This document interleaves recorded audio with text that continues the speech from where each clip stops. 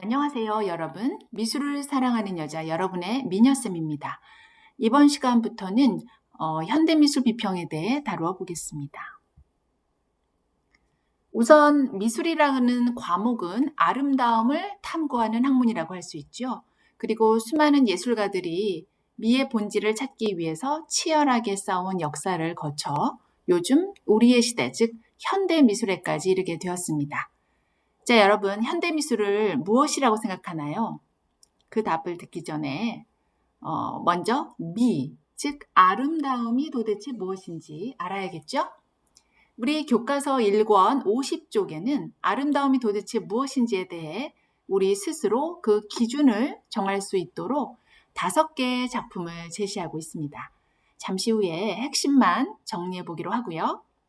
그 다음 현대미술은 과거 미술과는 다른 미술 개념을 보여주고 있는데요. 선생님과 함께 구체적인 작품을 통해서 그 개념이 어떻게 변화했는지 살펴보겠습니다. 그 다음 현대미술가 중에서 뱅크시라고 하는 화가가 있어요. 그 화가를 통해서 현대미술을 함께 이해하고 관련해서 비평문 작성하기 수행평가도 추후에 진행해 볼게요.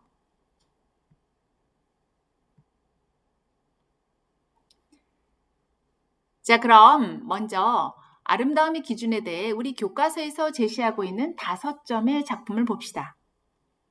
여기 5개의 작품은 소재 면에서 공통점이 있어요. 뭘까요? 그렇죠. 바로 여성입니다. 모두 다 여성을 모델로 해서 평면이나 혹은 입체로 작품을 제작했습니다. 첫 번째 벨렌도르프의 비너스는 선사시대 작품이고 또 종족 보존을 중요시했기 때문에 주술적인 의미를 담아서 자손을 낳는 것, 자손을 이어가게 하는 것, 즉 다산, 아이를 많이 낳는 것이 미의 기준이었습니다. 두 번째 밀로의 비너스는 그리스 시대의 작품이죠. 인간의 그 이상적인 아름다움, 즉 황금비례라던가 균형 이런 것을 아름다움으로 보았고요. 그리고 가운데 있는 작품은 우리나라 조선시대 미인도예요. 아담한 체구 그리고 가는 눈매, 다소곳한 자세의 여인을 아름답다고 생각했습니다. 그리고 그 옆에 4번째에 있는 작품은요. 생팔이라고 하는 작가의 작품인데요. 검은 나나입니다. 인종을 초월한 자유로운 여성을 나타내고자 했고요. 마지막 작품은 콜비치의 석판화 작품인데요. 아이를 지키려는 모성, 즉 어머니의 사랑을 아름답다고 여겼습니다. 자, 이 작품들에서 알 수 있는 것처럼 각 시대마다 예술가들이 추구하고자 했던 아름다움의 개념이 이렇게 조금씩 다르다는 것을 우리가 알 수 있습니다. 자, 이쯤에서 한번 정리하고 넘어가 봐요. 자, 시대와 지역, 환경에 따라 다양한 작품이 등장을 했다. 그리고 아름다움에 대한 생각과 기준, 그리고 그 작품을 표현하는 방법도 계속 변화해 왔다. 또 그 아름다움의 기준은 개개인의 경험에 따라 달리 적용될 수 있다. 그러니까 같은 작품을 보더라도 보는 사람에 따라서 다 다르게 느끼고 감상할 수 있다. 이렇게 3가지 정도로 우리가 정리를 해볼 수 있겠습니다. 자, 그러면 이렇게 변화하는 미의 기준을 전제로 할 때 현대미술에 대해서 함께 공부해 봐야죠. 여러분, 현대미술은 과연 무엇인가요? 미술은 또 뭐지? 혹은 명화나 유명한 작품들 아니면 교과서에 나오는 작품들 그런 게 미술일까요? 예를 들어서 우리 이미 잘 알고 있죠. 패러디에 활용했던 이런 작품 또는 굉장히 유명한 작품이에요. 첫 번째 조각 작품은 라오콘과 그의 아들들인데요. 조각 실력이 굉장히 뛰어납니다. 근육이라던가 표정 이런 것들이 금방이라도 튀어나올 것 같아요. 미술에서 고통을 나타낸 아주 대표적인 작품으로 걸작에 꼽힙니다. 이 작품의 배경이 된 사건이 바로 그리스 트로이의 목마 이야기랍니다. 그 다음 모나리자 너무 유명해서요. 설명이 필요 없습니다. 사실적인 표현, 그리고 미소를 지을 듯 말 듯한 이런 굉장히 오묘한 표정이 아주 인상적인 작품이죠. 그 다음 거는 고우의 작품. 네. 후기 인상주의 작가로서 사진과 같이 사실적으로 그리기보다는 생동감 넘치는 붓질로 아주 유명한 작품이에요. 이 세 점 모두 미술가들이 살았던 그 당시에 활동했던 그 시대의 유행이라던가 관심사를 주제로 반영해서 작품으로 이렇게 제작한 것을 알 수 있고요. 작가들 역시 굉장히 뛰어난 실력자들이었습니다.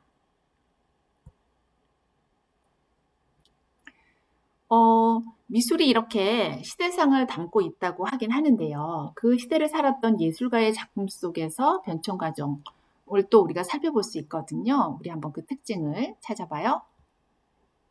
여기 선생님이 자화상을 하나 가져왔어요. 이 자화상 속 주인공이 혹시 누구인지 알까요? 이거는 13살 때 모습이래요. 13살 때 이 정도 그렸으면 거의 천재 수준인데 약간 올드해 보이기도 하지만 어찌됐건 그림 실력은 보통이 아닙니다. 자, 그 다음 네, 이거는 20살 때, 18살 때 모습이래요. 그 다음 게 20살 때. 네. 그리고 네. 요거는 24살 때 자화상인데요. 한쪽 눈을 좀 까맣게 그렸네요. 그리고 어째 15살 때 그린 것보다 조금 실력이 좀 줄고 있는 것 같지 않나요? 명암도 없고 뭔가 좀 네, 조금 심플해진 것 같긴 한데 혹시 여러분 누군지 혹시 짐작 가는 화가가 있어요? 선생님이 힌트 하나 줄게요. 네. 기억나나요? 우리 연상하기 수업할 때 선생님이 자전거의 손잡이랑 안장을 결합해서 이 황소의 머리를 연상한 작품을 만들었다라고 했던 그 작가. 네, 맞아요. 미술계의 거장이죠. 바로 피카소입니다. 그 이후에 자화상도 한번 쭉 볼게요. 이거는 25살 때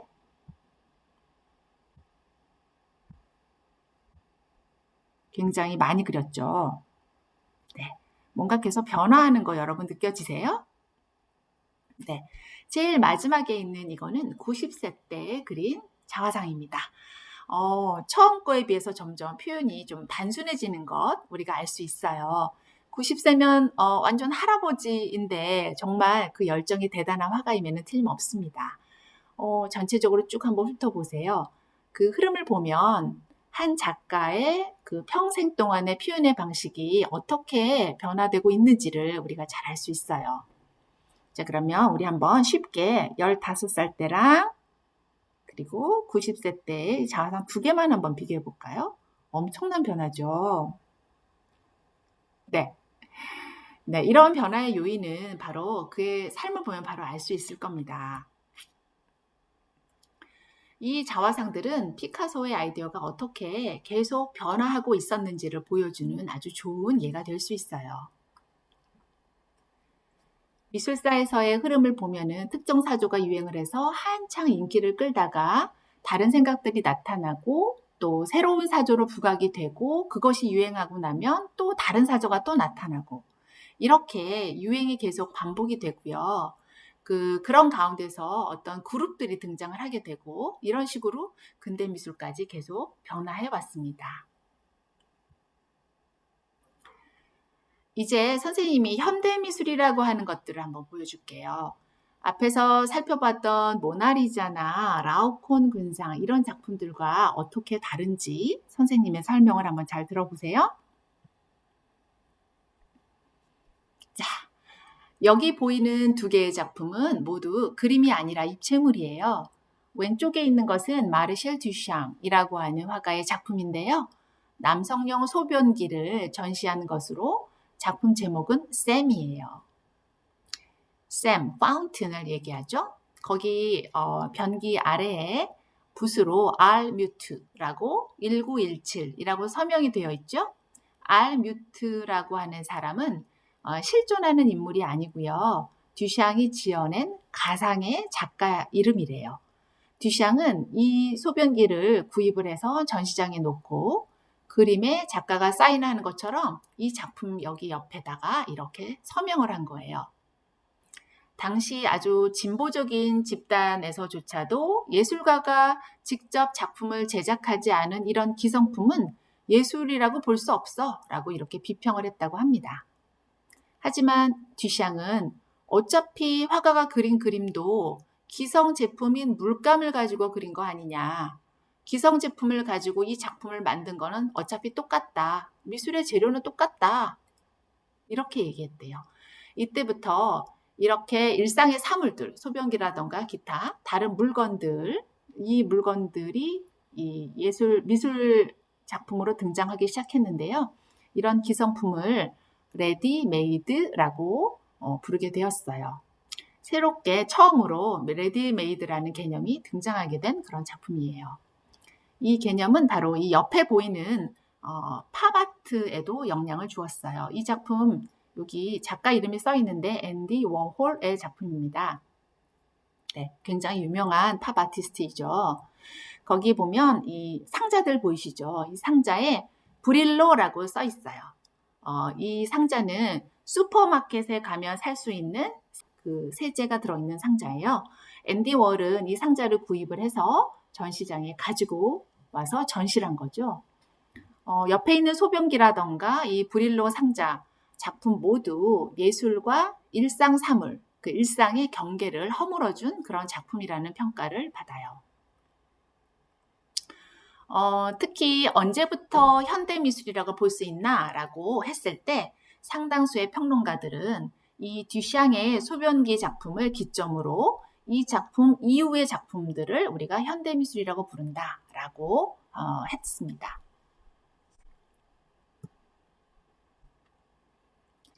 다음 소개할 작품은 마크 킨과 만초니의 작품이거든요. 두 작품 한번 잘 보세요. 이 두 작품에서 주목할 점은 바로 작품의 재료예요. 빨간색 조각상 보이시죠? 이거는 마크 킨의 셀프라고 하는 두상 작품입니다. 자기 자화상이에요. 눈치챈 분도 계실 것 같은데요. 이 작품의 재료는 빨간색 액체예요. 뭘까요? 네, 맞아요. 피예요. 4리터 정도 되는 자신의 피를 모아서 이것을 만들었고요. 영하 한 23도 정도 되는 냉동장치 거기다가 보관해서 전시를 했어요. 그래서 녹아내리지 않도록 그렇게 조치를 취했대요. 이 작가는 이런 장치가 없다면 바로 녹아 사라져버리는 굉장히 나약하고 의존적인 존재인 인간을 나타내고자 했답니다. 나중에 이 작품은 미국의 어떤 그 예술작품 콜렉터한테 팔렸는데요. 25억 원에 팔렸어요. 굉장하죠. 그 옆에 있는 이 캔 보이시죠? 요거는 만초니라고 하는 작가의 작품인데요. 되게 재밌어요. 재료가 역시 특이한데 여러분 눈치채셨죠? 캔의 라벨에 제목이 써 있거든요. 네, 거기 보면 아티스트 슛이라고 돼 있어요. 예, 예술가의 똥입니다. 이 안에다가 똥을 넣었어요. 30g 정도 되는 똥을 이 캔에 넣고요. 캔을 한 60개 정도 만들었거든요. 이것을 전시장에 전시했어요. 쌓아 올려서 전시한 다음에 요걸 또 판매를 했대요. 당시에 이 캔은 한 캔당 35달러 정도에 팔았는데요. 만초니가 당시 굉장히 기발한 아이디어로 미술계를 놀래키는 그런 작품을 발표하는 아주 재미있는 작가였는데 안타깝게도 굉장히 일찍 한 28, 9쯤 굉장히 일찍 요절했습니다. 나중에 2016년경에 경매에 이 작품이 나왔어요. 캔 하나가 우리나라 돈으로 한 3억 6천만 원? 그 정도에 팔렸다고 해요. 여기 보이는 이 두 개의 작품, 자신의 피로 자기 자화상을 만들었던 이 마크 퀸의 작품이나 똥을 작품으로 전시하고 판매한 만초니. 이런 작가의 작품들은 당시로서는 정말 누구도 상상할 수 없는 그런 쇼킹한 그런 발상과 사고로 미술계가 변화할 수 있는 계기를 만들어줬다고 해요. 자, 마지막으로 선생님이 작품 두 개를 조금 더 살펴볼 건데요. 자, 이 두 개의 시계, 그리고 오른쪽에 수족관 속의 상어 작품 보이시죠? 이 시계 작품은요, 쿠바 출신의 미국 작가인 곤잘레스 토레스라고 하는 작가의 작품이에요. 부제가 붙어 있어요. 원래 제목은 무제인데요. 완벽한 연인이라는 부제가 붙어 있는 작품입니다. 토레스는 시계가 똑같잖아요. 이 똑같은 시계 두 개를 시 분초까지 딱 맞춰서 딱 전시를 했어요. 그리고 전시가 종료되고 나서 이 시계를 부숴버렸습니다. 파괴했습니다. 처음에는 시분초가 똑같았어요. 시계 바늘이. 그러다가 전시 기간이 점점 흘러가면서 점점 초바늘부터 약간 시간의 차이가 나기 시작하는 거예요. 그래서 그 조금씩 생긴 차이까지도 그대로 보여주는 그런 작품이었는데요. 함께 시간을 공유하면서 살아가고자 했던 완벽한 연인들, 사랑하는 사람들, 그들을 상징적으로 나타낸 작품입니다. 사실 토레스는 동성애자였대요. 그래서 자신의 상황을 이렇게 개념적인 미술로 표현한 작품이랍니다. 그 옆에 상어는요. 제목이 굉장히 길어요. 살아있는 자의 마음속에 있는 죽음의 물리적 불가능성. 굉장히 어렵죠. 이런 제목을 가지고 있는 작품인데요. 이것을 만든 작가는 현재도 굉장히 왕성하게 활동하고 있는 데미안 허스트라고 하는 굉장히 유명한 작가입니다. 이 작품은 실제 상어를 썩지 않는 용액, 포름 알데히드라고 하죠. 그 용액에 넣어서 전시를 했어요. 제작비는 한 1억 원 정도 들었대요. 어떤 사치라고 하는 미국의 갤러리에서 보조를 해줬고요. 제작비를 지원해줬고요. 그래서 이 작가가 완성을 해서 전시를 하고 이 작품은 2004년에 경매에서 100억 정도 그 이상이 판매가 됐다고 합니다. 1억 원 투자해서 만든 작품이 100억 원이 됐대요. 네.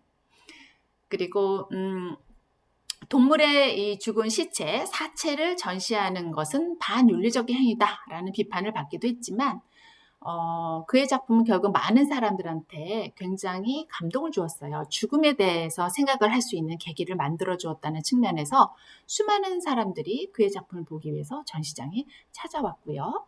결과적으로 그는 상업적으로 굉장히 성공한 그런 미술가가 되었습니다.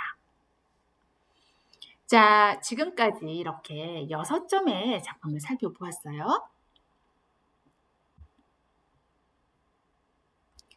자, 앞서 우리가 미술작품 하면 어떤 게 떠올랐죠? 네, 바로 이런 작품을 떠올렸었어요. 지금 살펴본 여기 아래에 있는 6개의 작품은 확실히 위에 있는 3점의 작품과 비교했을 때 차이가 있어요. 여러분들은 눈으로 현대미술 이전의 작품들과 현대미술로 분류되는 이 6점의 작품을 한번 비교해 보세요. 그리고 선생님이 지금까지 설명해 주었던 내용을 한번 떠올려 보세요. 자, 현대미술은 이런 거예요 라고 할 수 있는 어떤 단어가 혹시 떠오르는 게 있나요? 어렵죠. 그렇죠? 확실하게 현대미술이 이렇다 아니면 현대미술이 저렇다 이렇게 얘기하기가 참 쉽지 않을 거예요. 그럼 선생님이 한번 이렇게 정리를 해볼게요. 자, 첫 번째, 창작의 주체가 누구인가? 이런 관점에서 한번 생각해 봐요.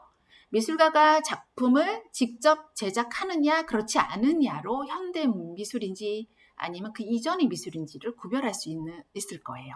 자, 모나리자라던가 여기 라오콘 조각상 이런 거 또 고우가 그린 해바라기는 다 미술가가 직접 그리고 만들었어요. 그런데 아래 보이는 듀샹의 소변기 아니면 이런 브릴러 박스 같은 거는 어땠죠? 그렇죠. 공장에서 제품을 만들었고 미술가는 마트에 가서 그 제품을 구입해서 그것을 전시장에 갖다 놓았어요. 분명히 차이가 있죠. 그렇죠? 네. 자, 그 다음에 공통적인 사조로 묶을 수 있나? 어때요?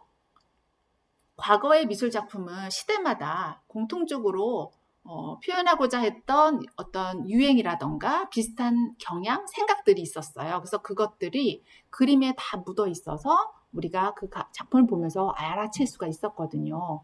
그런데 현대미술이라고 하는 것들은 여기 보시는 바와 같이 다 각기 다른 얘기들을 하고 있잖아요. 작품들이. 공통된 어떤 유행이라던가 생각으로 잘 묶여지질 않아요. 자, 그럼 시각적인 아름다움을 추구했느냐 아니면 제작 의도가 더 중요했느냐 이런 관점에서 한번 생각해 봐요.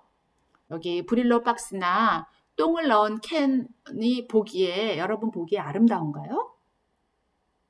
네. 현대미술은 시각적인 이런 아름다움보다도 그 안에 담긴 의미와 그 작품의 가치 표현에서 훨씬 더 큰 감동을 느끼는 경우가 많아요. 그리고 작품의 가치가 어떻게 평가되었냐, 이 관점에서 한번 생각해 보시면 아까 선생님이 설명했죠. 똥이 얼마에 팔렸다고 했죠? 네. 현대미술은 그야말로 일단 성공을 하게 되면 너무나 비싼 값에 이렇게 팔리는 경우가 많고요. 그 가치는 계속 올라가곤 합니다.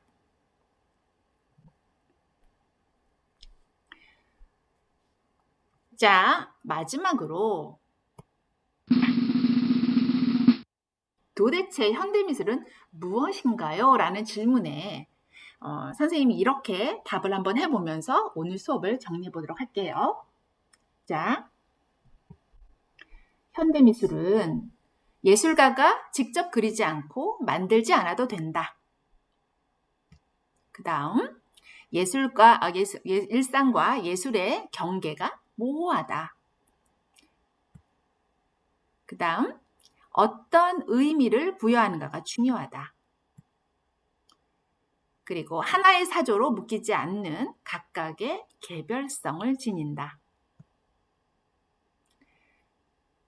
작품에 대한 다양한 시각이 존재한다.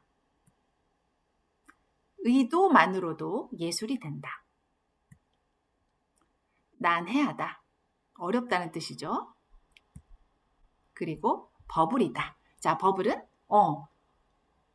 예술작품의 그 가치가 너무 지나치게 평가되어 있는 거죠. 너무 비싸다라는 의미입니다. 지금까지 현대미술의 개념이 확장되어 것에 대한 내용을 다양한 작품들을 통해서 한번 살펴보고요. 현대미술이 도대체 무엇인지 이렇게 한번 정리를 해보았습니다. 여러분, 지금까지 수고 많았습니다. 안녕.